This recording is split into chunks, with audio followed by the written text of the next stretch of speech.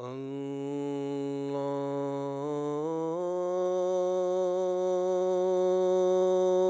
أكبر.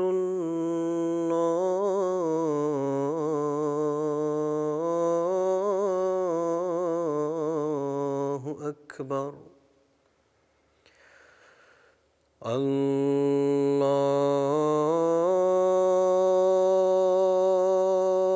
الله أكبر.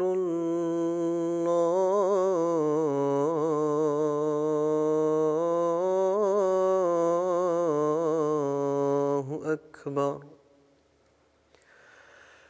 أشهد أن لا إله إلا الله.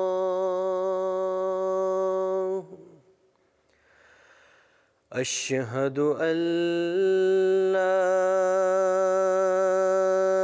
إله إلا الله.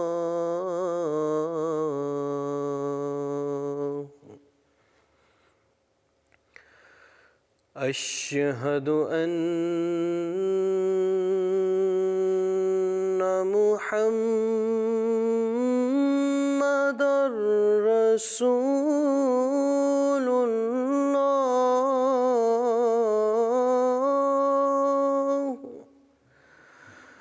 أشهد أن محمدًا رسول الله.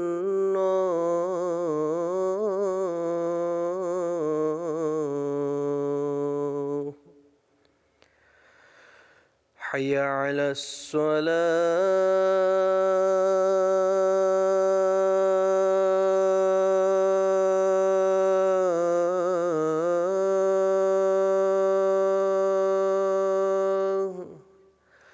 حي على الصلاة.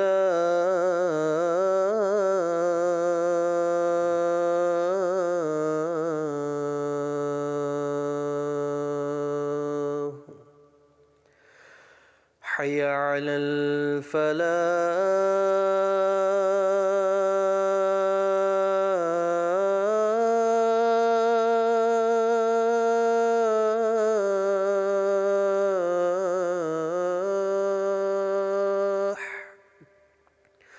حي على الفلاح.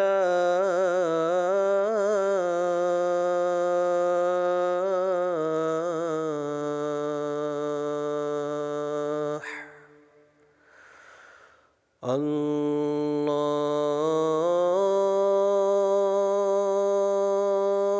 أكبر.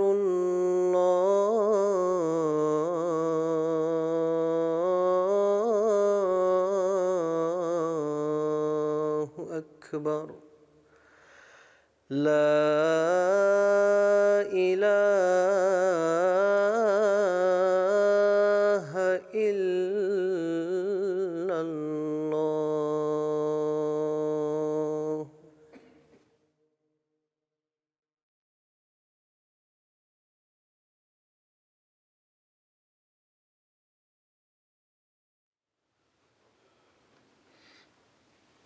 السلام علیکم ورحمۃ اللہ وبرکاتہ.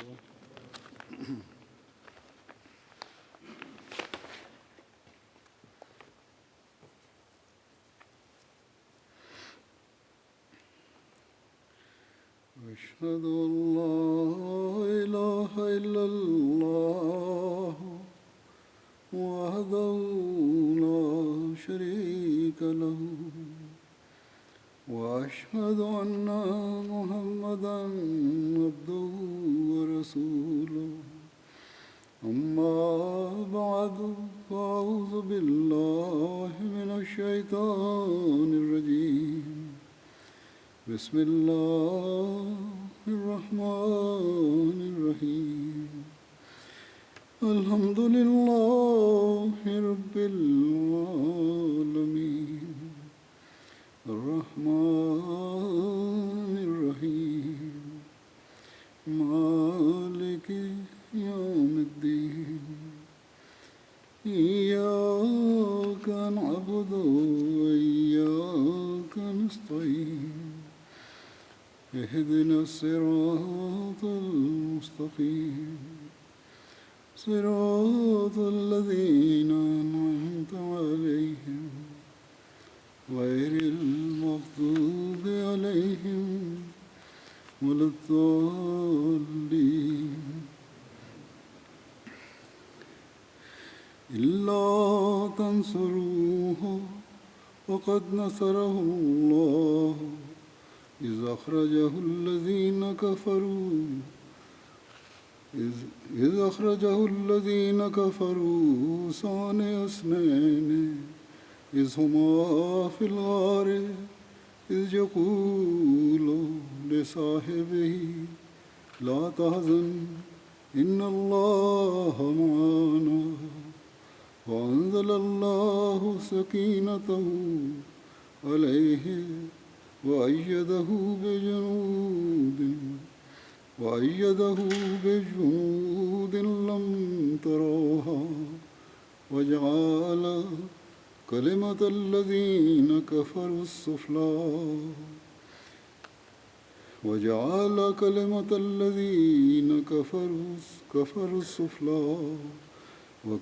الله هي العليا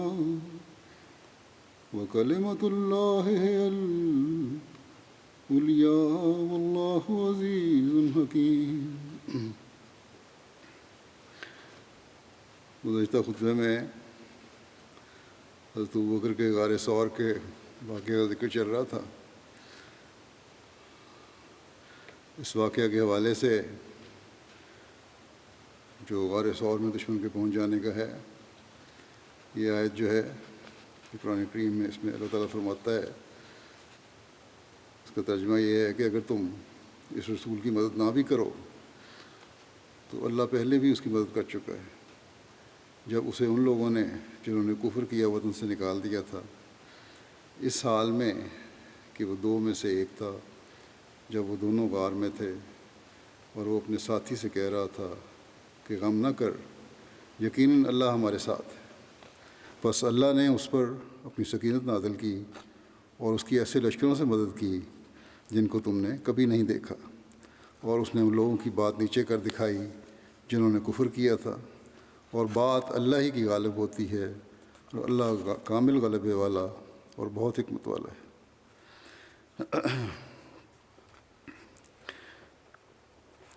قرآن شریف میں غار ثور کے واقعے کے حوالے سے یہ ذکر ہے.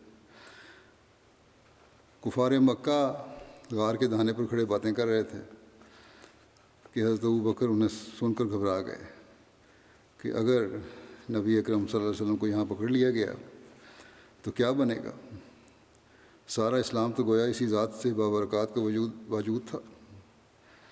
نبی اکرم صلی اللہ علیہ وسلم کے متعلق اس گھبراہٹ کو جب آپ نے دیکھا، آپ صلی اللہ علیہ وسلم نے جب دیکھا کہ ابوبکر کی نئی گھبراہٹ پیدا ہو رہی ہے، حضرت صلی اللہ علیہ وسلم نے فرمایا لا تحزن ان اللہ معنا، غم نہ کرو ابوبکر، یقین ہمارا خدا ہمارے ساتھ ہے. حضور صلی اللہ علیہ وسلم کا پیچھا کرتے ہوئے جب وہ لوگ غار ثور کے پہاڑ کے پاس پہنچے تو سراغ رساں نے کہا مجھے پتہ نہیں چل رہا کہ اس کے بعد ان دونوں نے کہاں اپنے قدم رکھے ہیں. اور جب وہ غار کے قریب ہو گئے تو سراغ رساں نے کہا کہ اللہ کی قسم جس کی تلاش میں تم لوگ آئے ہو وہ یہاں سے آگے نہیں گیا.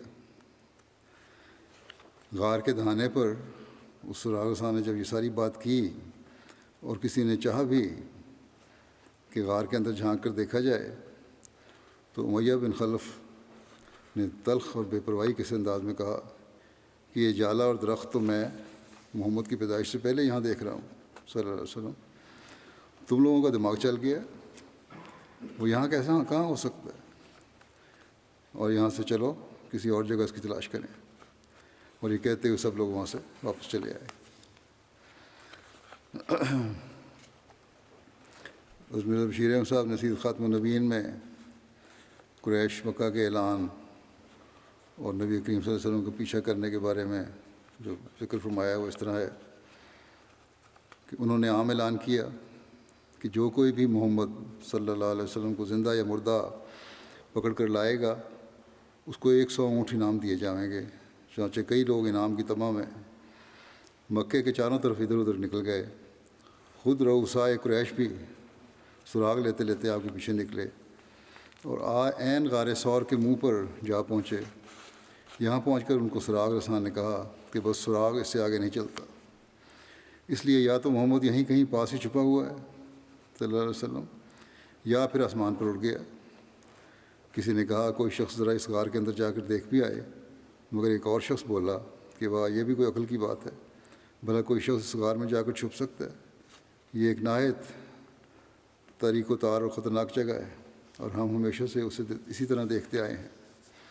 یہ بھی روایت آتی ہے کہ غار کے منہ پر جو درخت تھا اس پر آپ کے اندر تشریف لے جانے کے بعد مکڑی نے جالا تن دیا تھا، اور عین منہ کے سامنے کی شاخ پر ایک کبوتری نے گھونسلہ بنا کر انڈے دے دیے تھے۔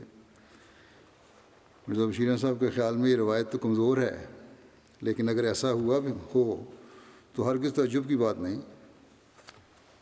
کمزور روایت ہے لیکن تعجب والی بات کوئی نہیں ہے، کیونکہ مکڑی بعض اوقات چند منٹ میں ایک وسیع جگہ پر جالا تن دیتی ہے، اور کبوتری کو بھی گھونسلہ تیار کرنے اور انڈے دینے میں کوئی دیر نہیں لگتی۔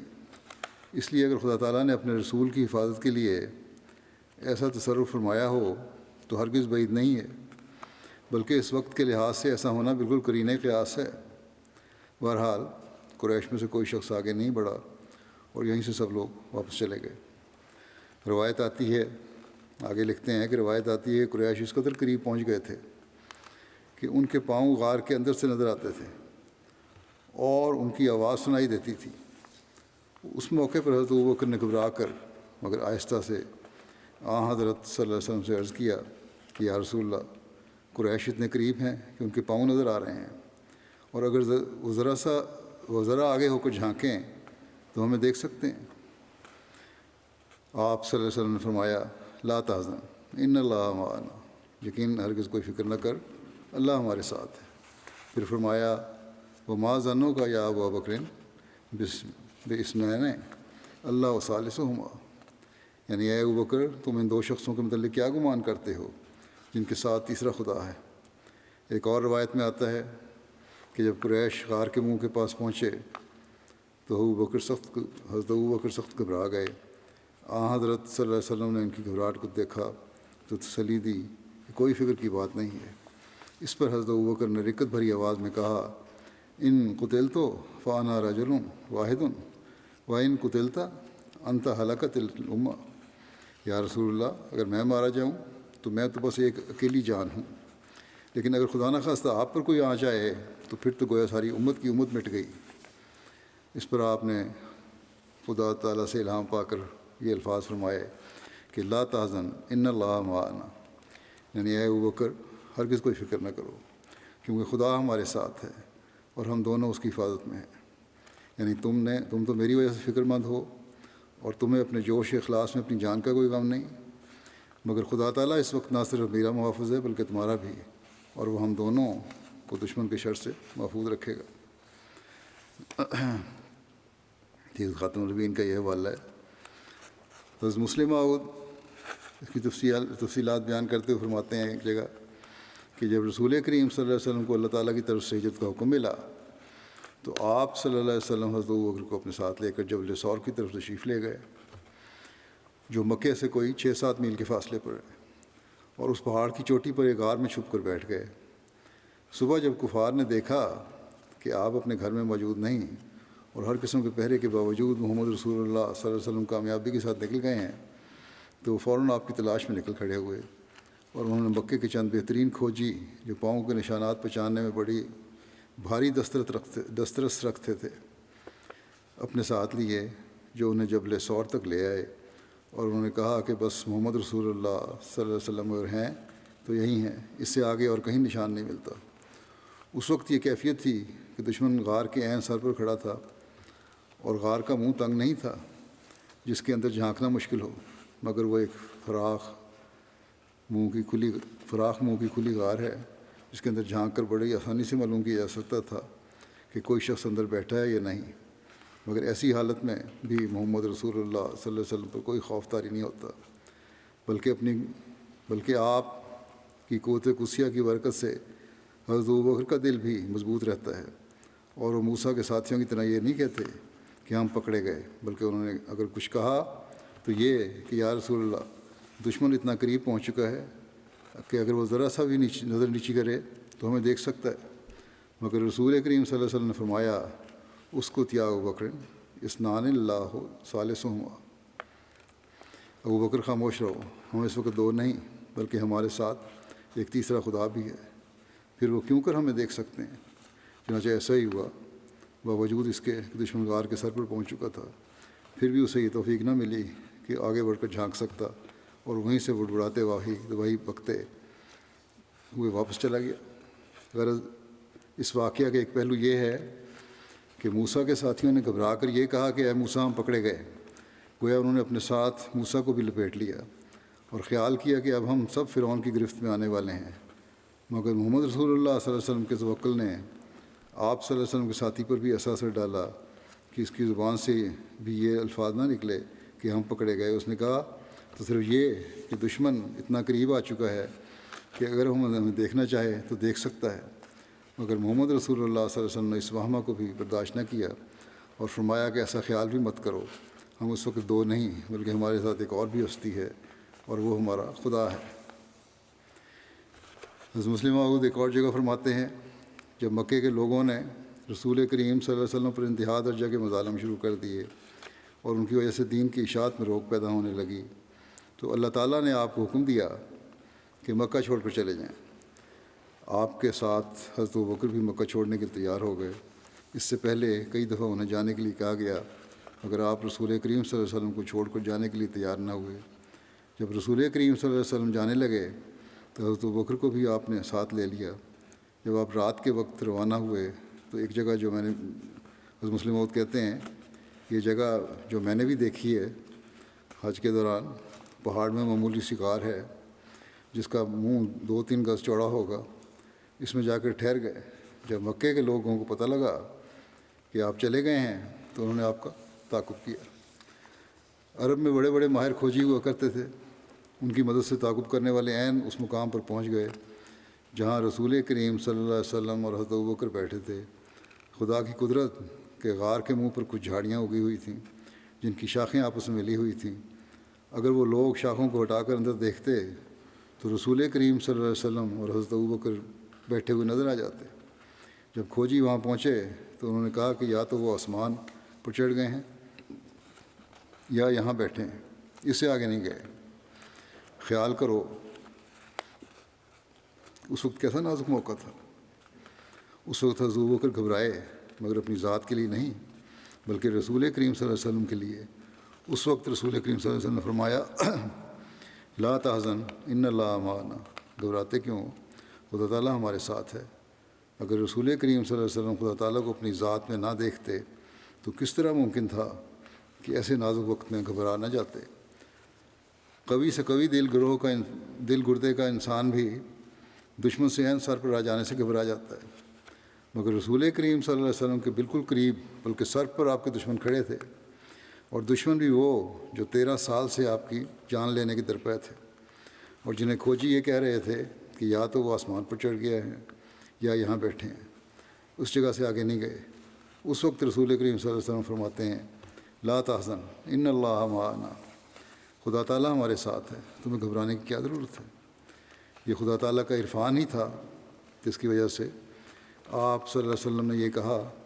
آپ صلی اللہ علیہ وسلم خدا تعالیٰ کو اپنے اندر دیکھتے تھے اور سمجھتے تھے کہ میری ہلاکت سے خدا تعالیٰ کے عرفان کی ہلاکت ہو جائے گی، اس لیے کوئی مجھے ہلاک نہیں کر سکتا۔ حضرت مسیح علیہ السلام فرماتے ہیں، حضرت عیسیٰ علیہ السلام نے اپنی رفاقت کے لیے صرف ایک ہی شخص اختیار کیا تھا، یعنی دوما کو، جیسا کہ ہمارے نبی صلی اللہ علیہ وسلم نے مدینہ کی طرف ہجرت کرنے کے وقت صرف حضرت ابوبکر کو اختیار کیا تھا، کیونکہ سلطنت رومی حضرت عیسیٰ کو باغی قرار دے چکی تھی، اور اسی جرم سے پیلاطس قیصر کے حکم سے قتل کیا گیا تھا، کیونکہ وہ در پردہ حضرت عیسیٰ کا حامی تھا اور اس کی عورت بھی حضرت عیسیٰ کی مرید تھی۔ بس ضرور تھا کہ حضرت عیسیٰ اس ملک سے پوشیدہ طور پر نکلتے، کوئی قافلہ ساتھ نہ لیتے، اس لیے انہوں نے اس سفر میں صرف 2 ماہ حواری کو ساتھ لیا، جیسا کہ ہمارے نبی صلی اللہ علیہ وسلم نے مدینہ کے سفر میں صرف ابو بکر کو ساتھ لیا تھا، اور جیسا کہ ہمارے نبی صلی اللہ علیہ وسلم کے باقی اصحاب مختلف راہوں سے مدینہ میں حضرت صلی اللہ علیہ وسلم کی خدمت میں جا پہنچے تھے، ایسا ہی حضرت عیسیٰ علیہ السلام کے حواری مختلف راہوں سے مختلف وقتوں میں حضرت عیسیٰ علیہ السلام کی خدمت میں جا پہنچے تھے۔ پھر ایک جگہ حضرت مسیح علیہ السلام فرماتے ہیں کہ حضرت ابوبکر صدیق رضی اللہ عنہ کا صدق اس مصیبت کے وقت ظاہر ہوا جب حضرت صلی اللہ علیہ وسلم کا محاصرہ کیا گیا۔ گو بعض کفار کی رائے اخراج کی بھی تھی، مگر اصل مقصد اور کثرت رائے آپ کے قتل پر تھی۔ ایسی حالت میں حضرت ابوبکر نے اپنے صدق اور وفا کا وہ نمونہ دکھایا جو عبدالآباد تک کے لیے نمونہ رہے گا۔ اس مصیبت کی گھڑی میں حضرت صلی اللہ علیہ وسلم کا یہ انتخاب ہی حضرت ابوبکر صدیق رضی اللہ عنہ کی صداقت اور اعلیٰ وفاداری کی ایک زبردست دلیل ہے۔ یہی حال حضرت صلی اللہ علیہ وسلم کے انتخاب کا تھا۔ اس وقت آپ کے پاس 70-80 صحابہ موجود تھے، جن میں حضرت علی رضی اللہ عنہ بھی تھے، مگر ان سب میں سے آپ نے اپنی رفاقت کے لیے حضرت ابوبکر رضی اللہ عنہ کو ہی انتخاب کیا۔ اس میں سر کیا ہے؟ بات یہ ہے کہ نبی خدا تعالیٰ کی آنکھ سے دیکھتا ہے اور اس کا فہم اللہ تعالیٰ ہی کی طرف سے آتا ہے، اس لیے اللہ تعالیٰ نے ہی حضرت صلی اللہ علیہ وسلم کو کشف کے ذریعے اور الہام سے بتا دیا کہ اس کام کے لیے سب سے بہتر اور موزوں حضرت ابوبکر رضی اللہ تعالیٰ عنہ ہی ہیں۔ ابوبکر اس ساعت عسر میں آپ کے ساتھ ہوئے۔ یہ وقت خطرناک آزمائش کا تھا۔ حضرت مسیح پر جب اس قسم کا وقت آیا تو ان کے شاگرد ان کو چھوڑ کر بھاگ گئے اور ایک نے لعنت بھی کی، مگر صحابہ کرام میں سے ہر ایک نے پوری وفاداری کا نمونہ دکھایا۔ غرض حضرت ابوبکر رضی اللہ عنہ نے آپ کا پورا ساتھ دیا اور ایک غار میں، جس کو غار ثور کہتے ہیں، آپ جا چھپے۔ شریر کفار جو آپ کی اظہار ثانی کے لیے منصوبے کر چکے تھے، تلاش کرتے ہوئے اس غار تک پہنچ گئے۔ حضرت ابوبکر صدیق رضی اللہ عنہ نے عرض کی کہ اب تو یہ بالکل سر پر ہی آپ پہنچے ہیں، اور کسی نے ذرا پیچھے نگاہ کی تو دیکھ لے گا اور ہم پکڑے جائیں گے۔ اس وقت آپ نے فرمایا، لا تحزن ان اللہ معنا، کچھ غم نہ کھاؤ، اللہ تعالیٰ ہمارے ساتھ ہے۔ اس لفظ پر غور کرو کہ حضرت صلی اللہ علیہ وسلم حضرت ابوبکر صدیق کو اپنے ساتھ ملاتے ہیں۔ چنانچہ فرمایا، ان اللہ معنا میں آپ دونوں شریک ہیں، یعنی اللہ تعالیٰ تیرے اور میرے ساتھ ہے۔ اللہ تعالیٰ نے ایک پلے پر حضرت صلی اللہ علیہ وسلم اور دوسرے پر حضرت صدیق کو رکھا ہے۔ اس وقت دونوں ابتلا میں ہیں، کیونکہ یہی وہ مقام ہے جہاں سے یا تو اسلام کی بنیاد پڑنے والی ہے یا خاتمہ ہو جانے والا ہے۔ دشمن غار پر موجود ہیں اور مختلف قسم کی رائے زنیاں ہو رہی ہیں۔ بعض کہتے ہیں کہ اس غار کی تلاشی کرو، کیونکہ نشان پا یہاں تک ہی آ کر ختم ہو جاتا ہے، لیکن ان میں سے بعض کہتے ہیں کہ یہاں انسان کا گزر اور دخل کیسے ہوگا؟ مکڑی نے جالا تنا ہوا ہے، کبوتر نے انڈے دیے ہوئے ہیں۔ اس قسم کی باتوں کی آوازیں اندر پہنچ رہی ہیں اور آپ بڑی صفائی سے ان کو سن رہے ہیں۔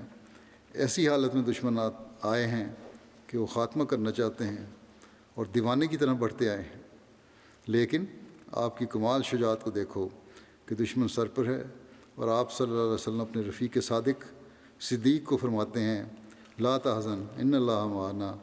یہ الفاظ بڑی صفائی کے ساتھ ظاہر کرتے ہیں کہ آپ صلی اللہ علیہ وسلم نے زبان ہی سے فرمایا، کیونکہ یہ آواز کو چاہتے ہیں، اشارے سے کام نہیں چلتا۔ باہر دشمن مشورہ کر رہے ہیں اور اندر غار میں خادم اور مخدوم بھی باتوں میں لگے ہوئے ہیں۔ اس امر کی پرواہ نہیں کی گئی کہ دشمن آواز سن لیں گے۔ یہ اللہ تعالیٰ پر کمال ایمان اور معرفت کا ثبوت ہے۔ خدا تعالیٰ کے وعدوں پر پورا بھروسہ ہے۔ حضرت صلی اللہ علیہ وسلم کی شجاعت کے لیے تو یہ نمونہ کافی ہے۔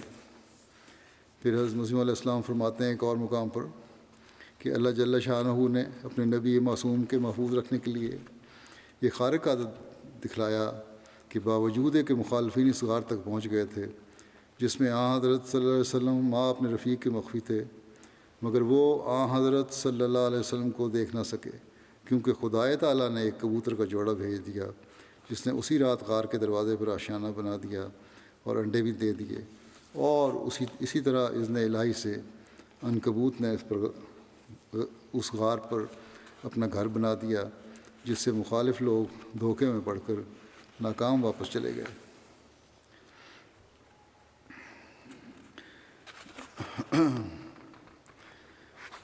پھر روایت میں آتا ہے کہ پہلے سے طے شدہ پروگرام کے مطابق حضرت ابوبکر کے ہونہار صاحبزادے حضرت عبداللہ بن ابوبکر رات کو غار ثور آتے اور دن بھر کی مکہ کی ساری خبریں دیتے، ہدایات لیتے، اور اگر صبح اس طور سے مکہ واپس چلے جاتے کہ جیسے رات مکے میں ہی بسر کی ہو، اور ساتھ ہی عامر بن فہیرہ کی ذہانت ہے کہ رات کو دودھ والی بکریوں کا دودھ دینے کے بعد بکریوں کے ریوڑ کو اس طرح واپس لاتے کہ حضرت عبداللہ بن ابوبکر کے قدموں کے نشانوں کو بھی ساتھ ساتھ مٹا دیا جاتا۔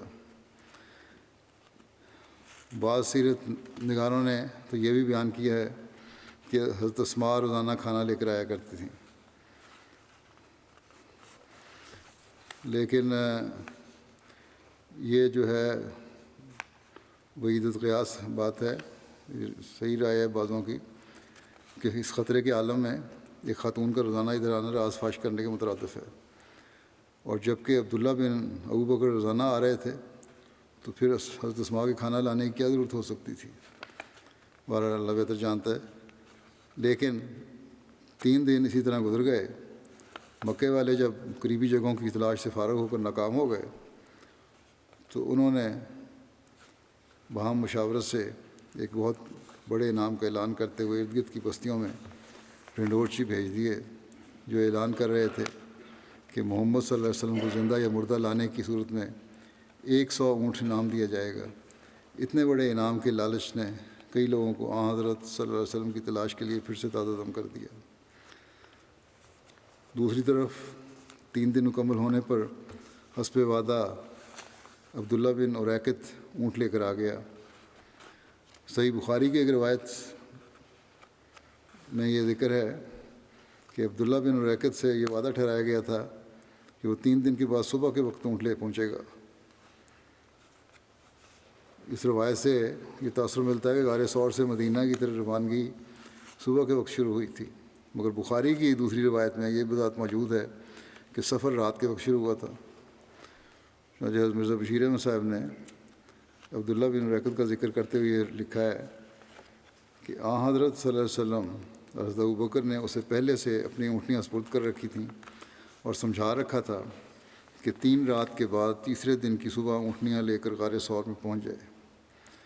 چنانچہ وہ حسب قرارداد پہنچ گیا۔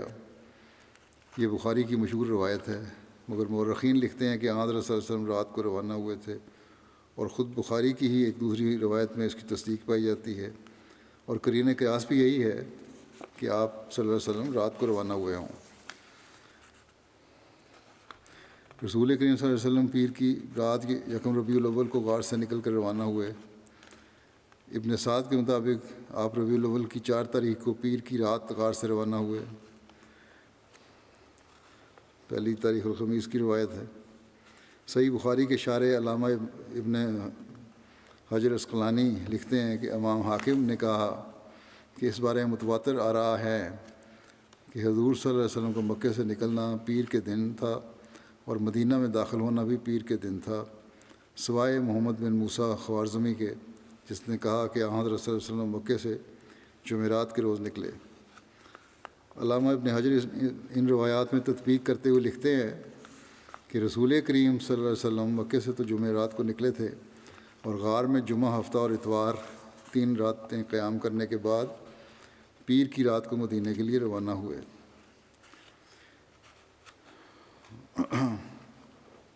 حضرت صلی اللہ علیہ وسلم ایک اونٹنی جس کا نام قصوہ ملتا ہے اس پر سوار ہوئے۔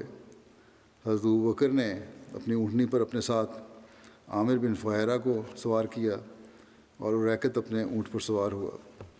حضرت ابوبکر کے پاس گھر میں کل سرمایہ 5 یا 6 ہزار درہم تھا، وہ بھی ساتھ لیا۔ بعض روایت کے مطابق عامر بن فہیرہ اور حضرت اسماء کھانا لے کر آ گئیں، اور جس میں بکری کا بنا ہوا گوشت تھا، لیکن یہاں پہنچ کر خیال آیا کہ کھانا اور مشکیزہ باندھنے کے لیے کوئی کپڑا وغیرہ نہیں ہے، تو حضرت اسماء نے اپنا نطاق کھول کر 2 حصے کیے ایک سے کھانا اور ایک سے مشکیزے کا منہ باندھا۔ نبی کریم صلی اللہ علیہ وسلم نے حضرت اسماء کو جنت میں 2 نطاقوں کی بشارت دی اور ان سب کو رخصت کیا اور یہ دعا کرتے ہوئے سفر شروع کیا، اللہم اصحبنی فی سفری واخلفنی فی اہلی، کہ اے اللہ میرے سفر میں تو میرا ساتھی ہو جا اور میرے اہل میں میرا قائم مقام ہو جا۔ جیسا کہ پہلے ذکر ہو چکا ہے کہ نطاق سے کھانا باندھنے کا واقعہ حضرت ابوبکر کے گھر سے چلتے وقت ہوا تھا، لیکن بہرحال یہاں بھی یہ ذکر ملتا ہے، 2 مواقع پر یہ ذکر ملتا ہے تاریخ میں۔ بعض کے نزدیک اس وقت جب نبی کریم صلی اللہ علیہ وسلم ہجرت کے لیے مکے میں حضرت ابوبکر کے گھر سے غار ثور کے لیے روانہ ہو رہے تھے، اور بعض کے نزدیک اس وقت جب نبی کریم صلی اللہ علیہ وسلم غار ثور سے مدینہ کے لیے روانہ ہو رہے تھے۔ تو بہرحال یہ دونوں ذکر ملتے ہیں، لیکن بخاری میں حضرت عائشہ رضی اللہ عنہا نے سفر ہجرت کی جو تفصیل بیان فرمائی ہے، اس روایت کے تسلسل سے یہی تاثر ملتا ہے کہ یہ حضرت ابوبکر کے گھر سے روانگی کا واقعہ ہے، لہذا بخاری کی روایت کو ترجیح دینا زیادہ مناسب ہوگا، کیونکہ اول تو غار ثور کے قیام کو جس طرح خفیہ رکھا گیا تھا، وہاں حضرت اسماء کا کھانا لے کر جانا محل نظر ہو سکتا ہے، جبکہ حضرت عبداللہ بن ابوبکر اور حضرت عامر بن فہیرہ یہ دونوں مرد روزانہ چھپ کر جا رہے تھے، تو پھر ایک خاتون کا جانا حفاظت اور احتیاط کے تقاضوں کے منافی نظر آتا ہے۔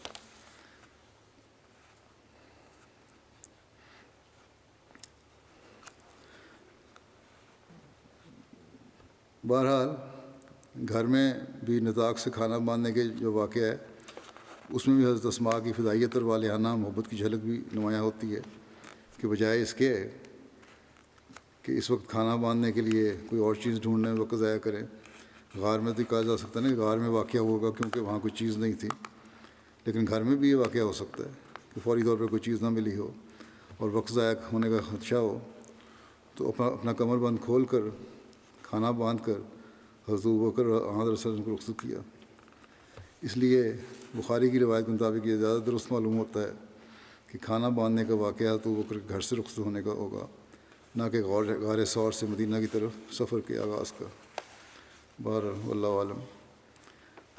حضرت اسماء بیان کرتی ہیں کہ جب رسول اللہ صلی اللہ علیہ وسلم حضرت ابوبکر اور حضرت ابوبکر رضی اللہ عنہ ہجرت کے لیے نکلے تو حضرت ابوبکر نے اپنا سارا مال ساتھ لے لیا، جو 5 یا 6 ہزار درہم تھا۔ آپ بیان کرتی ہیں کہ ہمارے دادا ابو قحافہ ہمارے پاس آئے، اس وقت ان کی بینائی جا چکی تھی۔ انہوں نے کہا اللہ کی قسم میرا خیال ہے کہ وہ یعنی حضرت ابوبکر اپنی ذات کے ساتھ ساتھ اپنے مال کے ذریعے بھی تم لوگوں کو مصیبت میں ڈال گیا ہے۔ اس پر حضرت اسماء کہتی ہیں میں نے کہا کہ نہیں دادا جان، ہرگز نہیں، وہ تو ہمارے لیے بہت سا مال چھوڑ گئے ہیں۔ آپ فرماتی ہیں کہ میں نے کچھ پتھر لیے اور ان کو گھر کے اس روشن دان میں رکھ دیا جہاں میرے والد مال رکھا کرتے تھے، اور پھر میں نے ان پر کپڑا ڈال دیا اور اپنے دادا کا ہاتھ پکڑ کر میں نے کہا دادا جان اس مال پر اپنا ہاتھ تو رکھیں۔ بس انہوں نے اس پر اپنا ہاتھ رکھا اور کہا کوئی حرج نہیں، اگر وہ تمہارے لیے اتنا کچھ چھوڑ کر گیا ہے تو پھر اس نے اچھا کیا ہے۔ حضرت اسماء فرماتی ہیں اللہ کی قسم حضرت ابوبکر ہمارے لیے کچھ بھی چھوڑ کر نہیں گئے تھے، مگر میں چاہتی تھی کہ اس بزرگ کو اس طرح اطمینان دلا سکوں۔ حضرت مرزا بشیر احمد صاحب نے لکھا ہے غار ثور سے روانگی کا ذکر کرتے ہوئے کہ غار ثور سے نکل کر آپ ایک اونٹنی پر جس کا نام بعض روایات میں القصوہ بیان ہوا ہے سوار ہو گئے، اور دوسری پر حضرت ابوبکر اور ان کا خادم عامر بن فہیرہ سوار ہوئے۔ روانہ ہوتے ہوئے آپ نے مکہ کی طرف آخری نظر ڈالی اور حسرت کے الفاظ میں فرمایا اے مکے کی بستی، تو مجھے سب جگہوں سے زیادہ عزیز ہے، مگر تیرے لوگ مجھے یہاں رہنے نہیں دیتے۔ اس وقت حضرت ابوبکر نے کہا ان لوگوں نے اپنے نبی کو نکالا ہے، اب یہ ضرور ہلاک ہوں گے۔ حضرت مسلمہ فرماتے ہیں کہ 2 دن اسی غار میں انتظار کرنے کے بعد پہلے سے طے کی ہوئی تجویز کے مطابق رات کے وقت غار کے پاس سواریاں پہنچائی گئیں اور 2 تیز رفتار اونٹنیوں پر محمد رسول اللہ صلی اللہ علیہ وسلم اور آپ کے ساتھی روانہ ہوئے۔ ایک اونٹنی پر محمد رسول اللہ صلی اللہ علیہ وسلم اور راستہ دکھانے والا آدمی سوار ہوا۔ یہ بھی ایک روایت میں آتا ہے کہ دونوں تھے، ایک سوار میں تھے، ایک میں یہ ہے کہ 3 اونٹنیاں تھیں بہرحال۔ اور دوسری اونٹنی پر حضرت ابوبکر اور ان کا ملازم عامر بن فہرہ سوار ہوئے۔ مدینہ کی طرف روانہ ہونے سے پہلے رسول کریم صلی اللہ علیہ وسلم نے اپنا منہ مکے کی طرف کیا، اس مقدس شہر پر جس میں آپ پیدا ہوئے، جس میں آپ مبعوث ہوئے، اور جس میں حضرت اسماعیل علیہ السلام کے زمانے سے آپ کے آباء و اجداد رہتے چلے آئے تھے۔ آپ نے آخری نظر ڈالی اور حسرت کے ساتھ شہر کو مخاطب کرتے ہوئے فرمایا، اے مکے کی بستی، تو مجھے سب جگہوں سے زیادہ عزیز ہے، مگر تیرے لوگ مجھے یہاں رہنے نہیں دیتے۔ اس وقت حضرت ابوبکر نے بھی نہایت افسوس کے ساتھ کہا، ان لوگوں نے اپنے نبی کو نکالا ہے، اب یہ ضرور ہلاک ہوں گے۔ ایک روایت کے مطابق جب جوفہ مقام پر پہنچے، یہ جوفہ جو ہے یہ مکہ سے تقریباً 82 میل کے فاصلے پر ہے، تو یہ آیت نازل ہوئی، ان الذی فرض علیک القرآن لرادک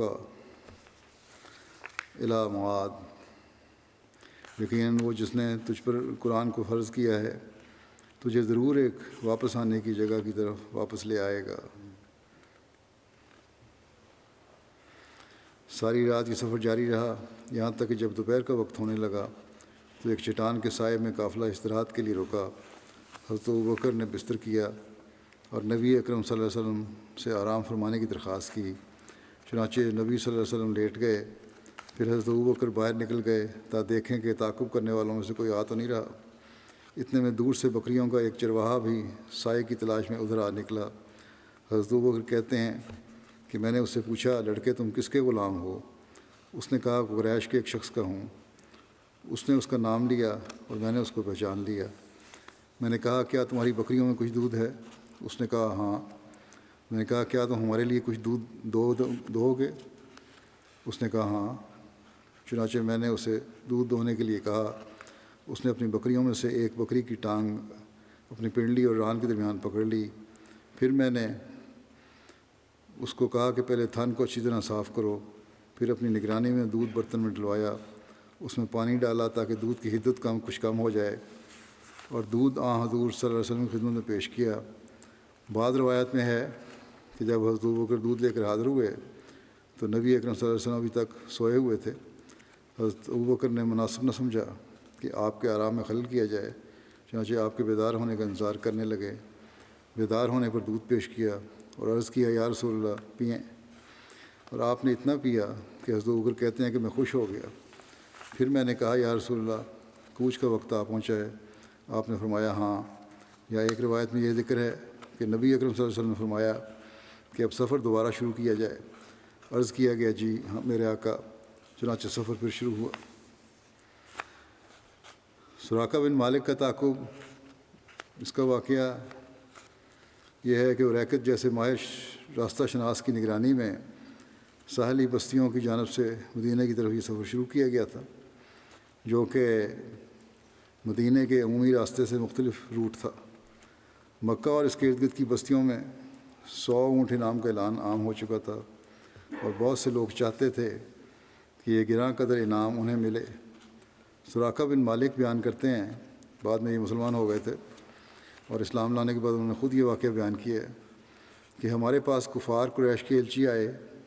ان لوگوں نے رسول اللہ صلی اللہ علیہ وسلم اور حضرت ابوبکر ہر دو کی دیت مقرر کی ہوئی تھی، ان لوگوں کے لیے جو ان دونوں کو قتل کرے گا یا انہیں زندہ پکڑ لے گا۔ سراقہ کہتے ہیں کہ میں اپنی قوم بنو مدلج کی ایک مجلس میں بیٹھا ہوا تھا کہ ایک شخص ان کے سامنے سے آیا اور ہمارے پاس کھڑا ہوا جب کہ ہم بیٹھے ہوئے تھے۔ تو اس نے کہا کہ اے سراقہ، میں نے سال کی طرف کچھ سائے سے دیکھے ہیں، یا کہا کہ 3 افراد کا ایک قافلہ جاتے ہوئے دیکھا ہے، اور میرا خیال ہے کہ ہو نہ ہو یہ محمد ہی تھے۔ سراقہ بن مالک کہتے ہیں کہ میں جان گیا کہ واقعی یہ محمد کا ہی قافلہ ہوگا، لیکن میں نہیں چاہتا تھا کہ میرے ساتھ کوئی اور اس انعام میں شریک ہو، اس لیے میں نے فوراً موقع کی نزاکت کو سنبھالا اور اس بتانے والے کو آنکھ سے اشارہ کیا کہ وہ خاموش رہے، اور خود میں نے کہا، نہیں وہ محمد کا قافلہ نہیں ہو سکتا۔ بلکہ جن لوگوں کا تم ذکر کر رہے ہو وہ تو ابھی ہمارے سامنے سے گزر کے گئے ہیں، وہ بنو فلاں ہیں جو اپنی گمشدہ اونٹنی کی تلاش میں جا رہے تھے۔ سراقہ کہتے ہیں کہ میں کچھ دیر اسی مجلس میں رہا تاکہ کسی کو شک نہ گزرے، اور پھر اپنی ایک خادمہ کو کہا کہ وہ میری فلاں تیز رفتار گھوڑی کو لے کر گھر کے پیچھے فلاں جگہ پر کھڑی ہو اور میرا انتظار کرے، اور کچھ دیر کے بعد وہ خود وہاں پہنچ گیا۔ اور بیان کرتے ہیں کہ میں نے فال نکالی لیکن اس سفر کے خلاف نکلی، لیکن میں نے پرواہ نہیں کی اور گھوڑی کو ایڑ لگا کر ہوا ہو گیا اور تیزی سے اس قافلے کا پیچھے کرنے لگا جو میں سمجھتا تھا کہ حضرت محمد صلی اللہ علیہ وسلم کا ہی قافلہ ہے۔ سراقہ کہتے ہیں کہ منزل پر منزلیں مارتے ہوئے میں جلد ہی اس قافلے کے قریب پہنچ گیا، اور ابھی کچھ ہی فاصلے پر تھا کہ میری گھوڑی نے خلاف معمول ٹھوکر کھائی کہ میں اس سے گر پڑا۔ پھر میں اٹھ کھڑا ہوا اور میں نے فال نکال لی، اور فال پھر میرے ارادے کے خلاف نکلی، مگر میں چاہتا تھا کہ محمد صلی اللہ علیہ وسلم کو واپس لے کر جاؤں اور 100 اونٹنیوں کے انعام حاصل کروں۔ پھر میں اٹھا اور گھوڑی پر سوار ہوا، اور اب میں اتنے قریب ہو چکا تھا کہ نہ صرف میں یہ پہچان چکا تھا کہ یہ محمد اور ابو بکر ہیں، بلکہ مجھے محمد صلی اللہ علیہ وسلم کی کچھ پڑھنے کی آواز بھی آ رہی تھی کہ اتنے میں میری گھوڑی نے بری طرح ٹھوکر کھائی اور اس کی ٹانگیں ریت میں دھنس گئیں اور میں اس سے گر پڑا۔ پھر میں نے گھوڑی کو ڈانٹا اور اٹھ کھڑا ہوا، یعنی برا بھلا کہا گھوڑی کو، اٹھ کھڑا ہوا اور اپنی ٹانگیں زمین سے گھوڑی اپنی ٹانگیں زمین سے نکال نہ سکتی تھی۔ آخر جب وہ سیدھی کھڑی ہوئی تو اس کی دونوں ٹانگوں سے گرد اٹھ کر فضا میں دھوئیں کی طرح پھیل گئی، اتنی دھنسی ہوئی تھی کہ گرد جب ٹانگیں باہر نکالیں مٹی سے یا ریت سے تو گرد اڑی۔ کہتے ہیں میں نے دوبارہ تیروں سے فال نکالی تو وہی نکلا جسے میں ناپسند کرتا تھا۔ میں نے وہیں سے امان کی آواز لگائی اور کہا کہ میری طرف سے آپ لوگوں کو کوئی نقصان نہیں پہنچے گا۔ اس پر رسول اللہ صلی اللہ علیہ وسلم نے حضرت ابوبکر سے فرمایا کہ اس سے پوچھو کہ وہ کیا چاہتا ہے۔ اس نے کہا کہ میں سراقہ ہوں اور آپ لوگوں سے بات کرنا چاہتا ہوں۔ اس پر وہ رک گئے۔ سراقہ بتانے لگا کہ مکہ والوں نے ان کے زندہ یا مردہ پکڑے جانے پر 100 اونٹ انعام مقرر کیا ہے، اور میں اسی لالچ میں آپ کا تعاقب کرتے ہوئے آیا ہوں، لیکن جو کچھ میرے ساتھ ہوا ہے اس سے میں اس یقین پر قائم ہوں کہ میرا تعاقب درست نہیں ہے۔ اس نے نبی اکرم صلی اللہ علیہ وسلم کی خدمت میں آزاد راہ وغیرہ کی پیشکش بھی کی، لیکن آپ صلی اللہ علیہ وسلم نے قبول نہ فرمایا، بس یہ کہا کہ ہمارے بارے میں کسی کو نہ بتانا۔ اس نے یہ وعدہ کیا اور ساتھ یہ بھی عرض کیا کہ مجھے یقین ہے کہ آپ ایک دن بادشاہت حاصل کر لیں گے، مجھے کوئی عہد و پیمان لکھ دیں کہ اس وقت جب میں آپ کی خدمت میں حاضر ہوں تو مجھ سے عزت و احترام سے پیش آیا جائے۔ بعض روایات کے مطابق اس نے امان کی تحریر کے لیے درخواست کی تھی، چنانچہ نبی اکرم صلی اللہ علیہ وسلم کے ارشاد پر اس کو وہ تحریر حضرت ابوبکر نے، اور ایک روایت کے مطابق عامر بن فہیرہ نے لکھ کر دی، اور وہ یہ تحریر لے کر واپس آ گیا۔ یہ ابھی ذکر انشاءاللہ آئندہ بھی چلے گا۔ کل انشاءاللہ نیا سال بھی شروع ہو رہا ہے۔ اللہ تعالیٰ آنے والے سال کو افراد جماعت کے لیے میں نسل جماعت ہر لحاظ سے برکت فرمائے، ہر قسم کے شر سے جماعت کو محفوظ رکھے، اور دشمن کے جو جماعت کے خلاف منصوبے ہیں ہر منصوبے کو خاک میں ملا دے۔ حضرت مسیح موعود علیہ السلام سے جو اللہ تعالیٰ نے وعدے کیے ہیں ان وعدوں کو ہم بھی اپنی زندگیوں میں کثرت سے پورا ہوتا ہوا دیکھیں۔ ہمیں اللہ تعالیٰ یہ نظارے بھی دکھائے۔ بس بہت دعائیں کرتے رہیں، نئے سال میں دعاؤں کے ساتھ داخل ہوں، تہجد کا بھی خاص اہتمام کریں۔ بعض مساجد میں ہو بھی رہا ہے، باقی جہاں نہیں ہے وہاں بھی کرنا چاہیے، انفرادی طور پر اور اجتماعی طور پر نہیں تو انفرادی طور پہ بھی، اور گھروں میں بھی تہجد کی نماز ضرور خاص طور پہ ادا کرنی چاہیے، دعا کرنی چاہیے۔ اول تو یہ مستقل عادت ہونی چاہیے، لیکن کل سے جب پڑھیں یا رات سے تو اس کو بھی کوشش کریں کہ مستقل حصہ زندگیوں کا بن جائے۔ اللہ تعالیٰ اس کی توفیق بھی دے سب کو۔ یہ دعائیں بھی درود شریف اور استغفار کے علاوہ کثرت سے پڑھا کریں کہ ربنا لا تزغ قلوبنا بعد اذ ہدیتنا وہب لنا من لدنک رحمۃ انک انت الوہاب۔ اے ہمارے رب، ہمارے دلوں کو ٹیڑھا نہ ہونے دے بعض اس کے کہ تو ہمیں ہدایت دے چکا ہو اور ہمیں اپنی طرف سے رحمت عطا کر، یقیناً تو ہی بہت عطا کرنے والا ہے۔ پھر یہ بھی دعا پڑھیں، ربنا اغفر لنا ذنوبنا واسرافنا فی امرنا وثبت اقدامنا وانصرنا علی القوم الکافرین، کہ اے ہمارے رب ہمارے گناہ بخش دے اور اپنے معاملے میں ہماری زیادتی بھی، اور ہمارے قدموں کو ثبات بخش اور ہمیں کافر قوم کے خلاف نصرت عطا کر۔ اللہ تعالیٰ اس کی توفیق دے ہر احمدی کو۔ اس وقت میں بعض جمعے کے بعد نماز کے بعد بعض جنازہ غائب بھی پڑھاؤں گا، ان کا ذکر بھی کرنا چاہتا ہوں۔ پہلا ذکر ہے مکرم ملک فاروق احمد کھوکھر صاحب کا، جو ضلع ملتان کے امیر رہے ہوئے ہیں۔ 18 دسمبر کو ان کی وفات ہوئی 80 سال کی عمر میں۔ انا للہ و انا الیہ راجعون۔ ان کے والد مکرم ملک عمر علی کھوکھر صاحب تھے، جو رئیس ملتان کہلاتے تھے، اور والدہ سیدہ نصرت جہاں بیگم صاحبہ سیدہ بیگم کے نام سے جانی جاتی تھیں۔ حضرت میر محمد اسحاق صاحب کی بیٹی تھیں۔ حضرت ملک عمر علی صاحب نے احمدیت قبول کی تھی اپنی جوانی میں، حضرت خلیفہ ثانی کے دور میں قادیان جا کر انہوں نے بیعت کی سعادت حاصل کی تھی۔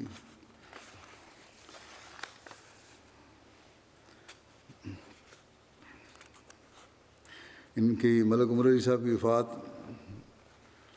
جلدی ہو گئی تھی۔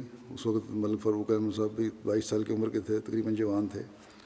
کراچی میں کچھ بزنس تھا ملک صاحب کا علاوہ زمینوں کے، اس کو انہوں نے بڑا آسن رنگ میں سنبھالا،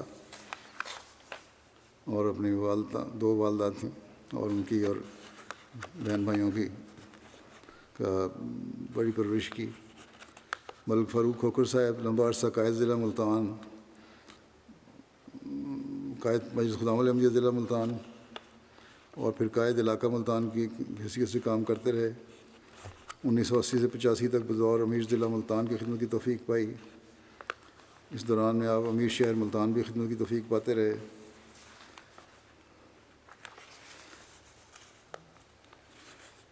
ان کی شادی 1968 میں حضرت مرزا عزیز احمد صاحب کی بیٹی دردانہ صاحبہ سے ہوئی تھی۔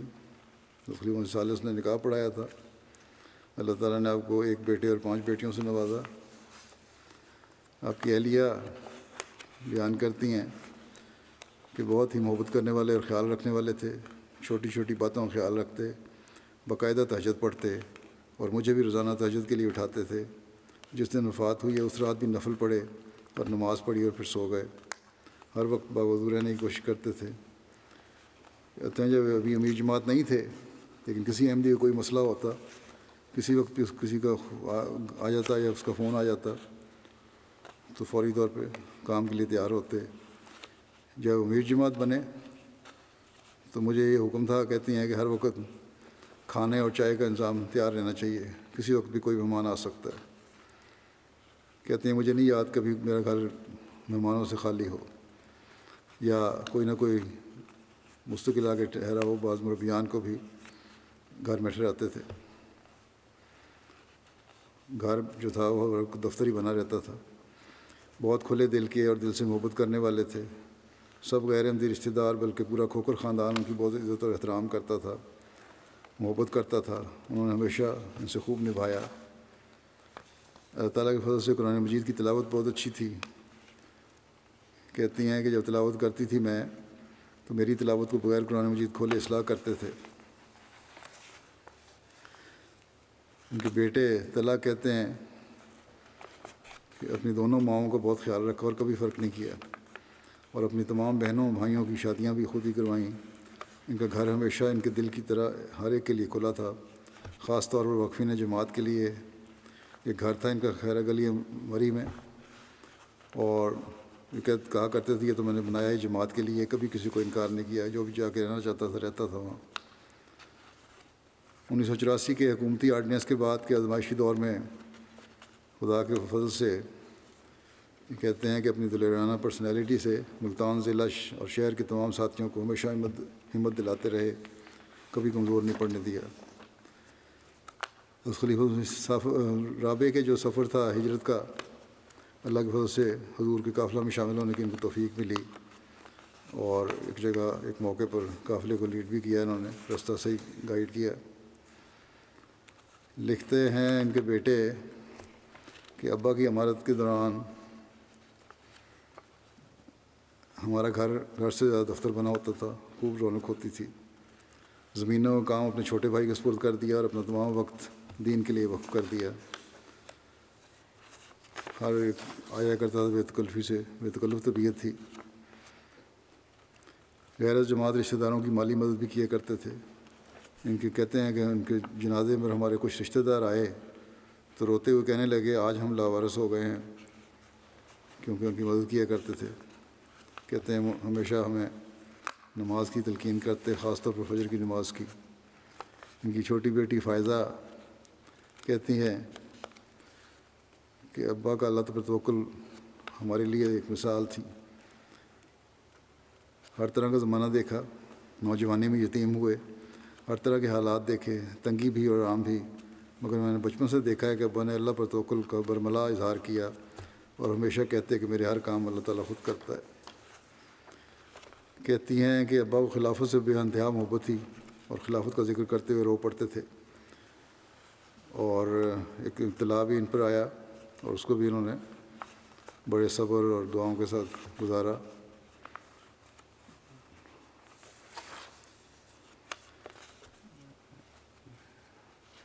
ان کے چھوٹے بھائی مطلب طارق علی کھوکر جو دوسری والدہ سے تھے، وہ کہتے ہیں کہ میری عمر 9 سال تھی جب میرے والد فوت ہوئے، اور یہ بھائی جان جو تھے میرے بڑے بھائی ملک فاروق، یہ 22 سال کے نوجوان تھے، لیکن انہوں نے ہمیں باپ کی طرح سنبھال لیا اور تمام عمر مجھے کبھی باپ کی کمی محسوس نہیں ہونے دی۔ غیر جماعت پھر یہ لکھتے ہیں غیر جماعت رشتہ داروں پر ان کا خاص رعب تھا اور ان کا یہ خیال بھی بہت رکھتے تھے۔ بے شمار احمدی خاندانوں کی کفالت کر رہے تھے، بہت سے بچوں کو تعلیم دلوا کر برسر روزگار کیا۔ پھر کہتے ہیں کہ میرے بھائی ہر ضرورت مند کو قرضہ دیتے تھے اور کبھی واپسی کا مطالبہ نہیں کیا، ہمیشہ اس نیت سے دیتے تھے کہ یہ قرضہ حسنہ ہے۔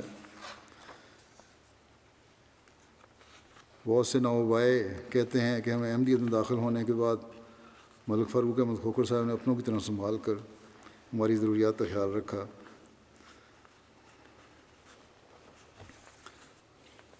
80 سال کے جب ہو گئے تھے، لیکن گزشتہ 2 سال سے کہتے ہیں ان کو فکر تھی تو یہ ہے کہ اپنی جائیداد کا حصہ ادا کر دوں، تو زیادہ تر حصہ جائیداد ادا کر دیا تھا، کچھ رہ بھی گیا۔ اللہ تعالیٰ بچوں کو توفیق دے کے باقی بھی ادا کر دیں۔ ان کی بہن طاہرہ کہتی ہیں، یہ بھی دوسری والدہ سے ہیں، کہ میرے بھائی نے ہمیشہ میرے ساتھ ایک شفیق باپ کی طرح سلوک کیا۔ سب سے بڑی خوبی یہ تھی کہ انہوں نے کبھی سگے اور ستیلے کی تفریق نہیں کی، سب بہن بھائیوں سے یکساں سلوک کیا اور دونوں والداؤں کے ساتھ برابری کا سلوک کیا۔ ہمیں کبھی یہ محسوس نہیں ہونے دیا کہ ہماری مائیں علیحدہ ہیں۔ پھر یہ کہتی ہیں کہ واقعتاً میرے باپ ہی کی جگہ تھے، جس طرح خاموشی سے ایک باپ اپنی بیٹی کے دکھ اور سکھ میں کام آتا ہے، بالکل ایسا ہی ان کا میرے ساتھ تعلق تھا۔ پھر ان کی بیٹی نمود سحر کہتی ہے کہ کچھ چیزیں ابا کی زندگی میں بہت نمایاں ہیں اور بار بار یاد آتی ہیں، ان میں سب سے زیادہ ان کی مہمان نوازی اور لوگوں سے محبت کا تعلق ہے۔ پھر کہتی ہیں مہمان نوازی کا یہ حال تھا کہ گھر میں کھانا پکا ہوتا، مہمان آ جاتے، کھانے کے لیے گھر والے بیٹھے ہیں، لیکن وہی کھانا باہر مہمانوں کو چلا گیا اور گھر والوں نے پھر انڈے تل کے گزارا کر لیا۔ پھر کہتی ہیں کہ بہت سی غلطیاں زندگیوں میں ہوتی ہیں، انسان سے اونچ نیچ بھی ہو جاتی ہے، اور اس کی وجہ سے بعض اطلاع میں سے بھی ان کو گزرنا پڑا، لیکن کبھی خلافت کے بارے میں انہوں نے کوئی ایسی بات نہیں کی جس سے ہمیں کبھی خیال ہو کہ کوئی غلط فیصلہ ہوا خلیفہ وقت کا۔ ہمیشہ ہمارے گھر میں خطبہ سننا اور جماعت سے تعلق رکھنا یہ خاص اہتمام سے ہوتا تھا۔ اللہ تعالیٰ ان سے مغفرت اور رحم کو سلوک فرمائے، ان کے بچوں کو صبر و حوصلہ دے اور نیکیوں میں بڑھنے کی توفیق عطا فرمائے۔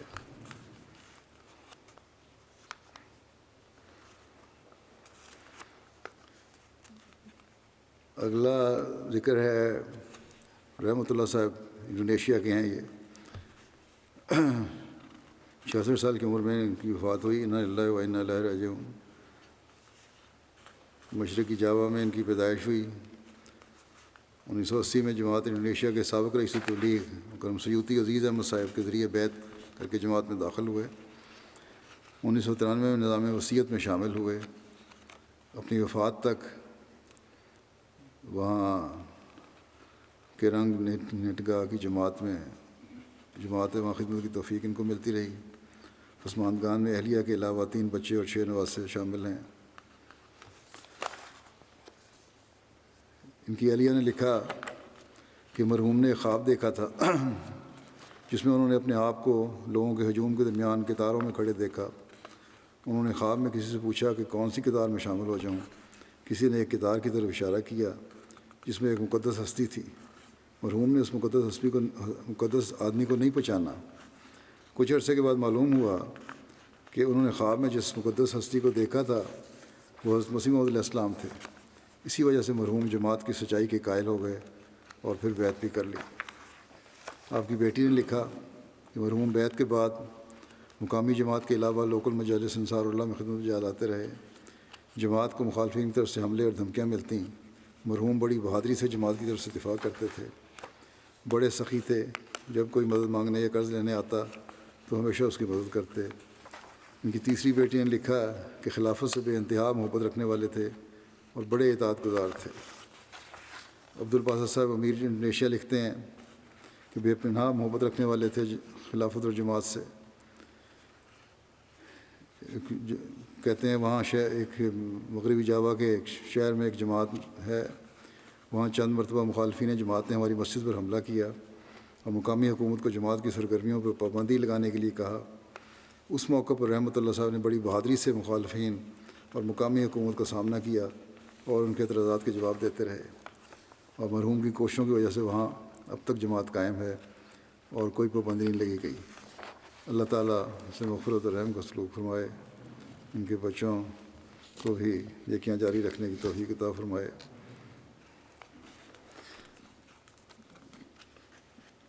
اگلا ذکر ہے الحاج عبدالحمید ٹاک صاحب جاری پورہ کشمیر کا.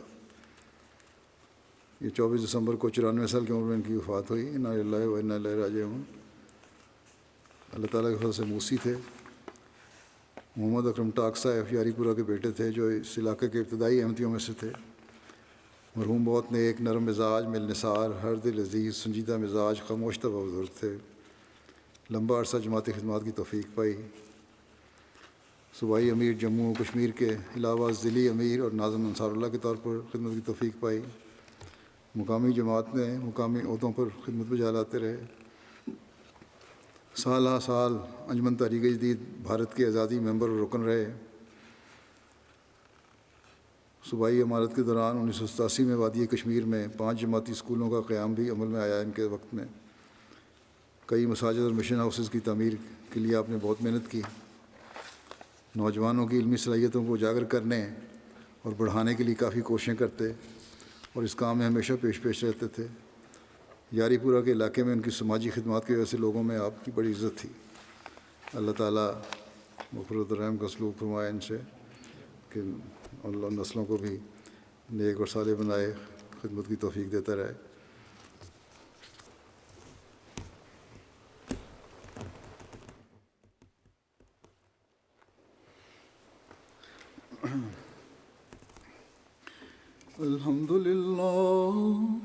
الحمد للہ نحمده ونستعینه ونستغفره ونؤمن به ونتوکل علیہ ونعوذ باللہ من شرور انفسنا ومن سیئات اعمالنا من يهده الله فلا مضل له ومن يضلل فلا هادي له ونشهد أن لا إله إلا الله ونشهد أن محمدا عبده ورسوله عباد الله رحمكم الله إن الله يأمر بالعدل والإحسان وإيتاء ذي القربى وينهى